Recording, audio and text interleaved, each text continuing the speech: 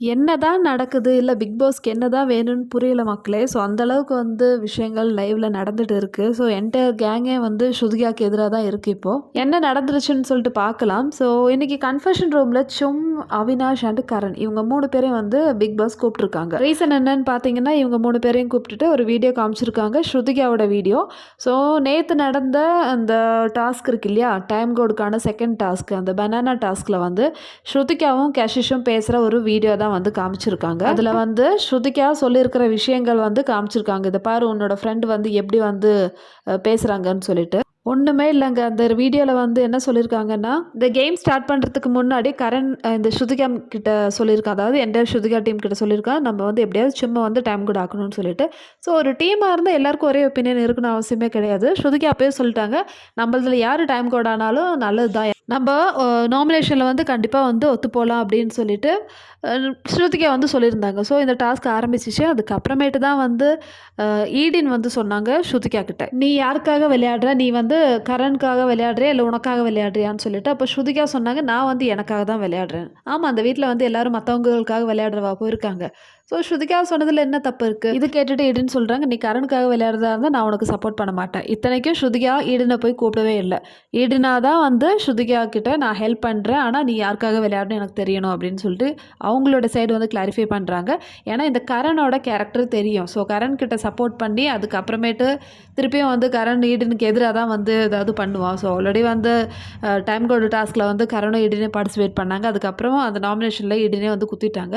So இது தெரிஞ்ச விஷயம் தானுங்க. ஸோ அதனால தான் வந்து இந்த ஈடன் வந்து கிளியராக கிளாரிஃபை பண்ணியிருக்காங்க. ஸ்ருதிகா சொன்னாங்க, ஓகே நான் எனக்காக தான் முடிஞ்சிச்சா. ஸோ ஈடன் வந்து ஸ்ருதிகாவுக்கு ஹெல்ப் பண்ண ஆரம்பிச்சிட்டாங்க. பனானாஸ்லாம் வந்து எடுத்து கொடுக்க ஆரம்பிச்சிட்டாங்க. ஸோ அடுத்தது கஷிஷ். இந்த இடத்துல கஷிஷ் தான் ஸ்ருதிகா கிட்ட போய் பேசினாங்க.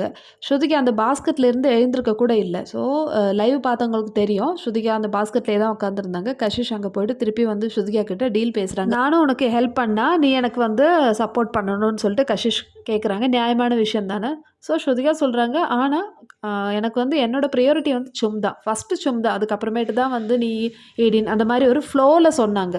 இந்த ஒரு கான்வர்சேஷன், அதாவது இந்த பர்ட்டிகுலர் கான்வர்சேஷன் இருக்கு இல்லையா, கஷிஷ் வந்து ஸ்ருதிகா கிட்ட சொல்லும்போது, நீ வந்து யாருக்கு எனக்கு ப்ரியாரிட்டி பண்ணுவியான்னு சொன்னாங்க. ஸோ அதுக்கு வந்து ஸ்ருதிகா, என்னோடய ஃபஸ்ட்டு ப்ரியாரிட்டி தான், அதுக்கப்புறமேட்டு தான் வந்து ஈடின் கஷிஷ்லாம். இது நம்ம நார்மலாக சொல்கிற விஷயம் தாங்க. ஃபஸ்ட்டு எல்லாமே வந்து எனக்கு வந்து அவள் தான் முக்கியம், அதுக்கப்புறமேட்டு தான் நீங்கள், அந்த மாதிரி நம்ம ஒரு கான்வர்சேஷன் வைப்போம்ல, அதுதான் வந்து ஸ்ருதிகா அங்கே மீன் பண்ணாங்க.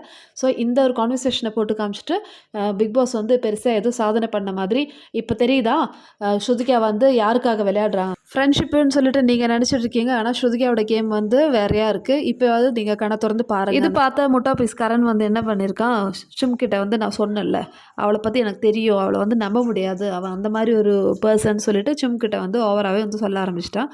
அவினாஷ் தானே கூட இருந்தான். அவினாஷ் வந்து ஏதோ ஸ்ருதியா பெரிய கொலக்குத்தம் பண்ண மாதிரி, நம்ம பேசலாம், பொறுமையாக பேசலாம்னு சொல்லிட்டு கன்ஃபெஷன் ரூம்லேருந்து வரும்போது அப்படியே பொறுமையாக வந்து அப்படியே மெச்சூர்டாக ஹேண்டில் பண்ணுற மாதிரி வராராம்.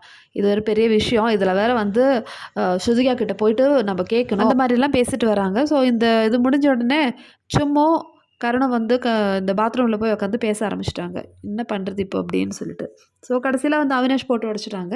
எல்லாரும் கேட்குறாங்க, எங்கே போயிருந்தீங்க நீங்கள் 3 பேரும், கன்ஃபெஷன் ரூமில் என்ன இருந்ததுன்னு சொல்லிட்டு இன்க்ளூடிங் ஸ்ருதிகாவும் கேட்குறாங்க. அவினாஷ்க்கு ஏதோ பெரிய விஷயம் கிடச்சிச்சா, இந்த பிக் பாஸே வந்து தலைவிழா புரட்டி போடுற ஒரு விஷயம், அது மாதிரி வந்து அப்படியே மெதுவாக ஸ்லோவாக வந்து எக்ஸ்பிளைன் பண்ணுறாரு.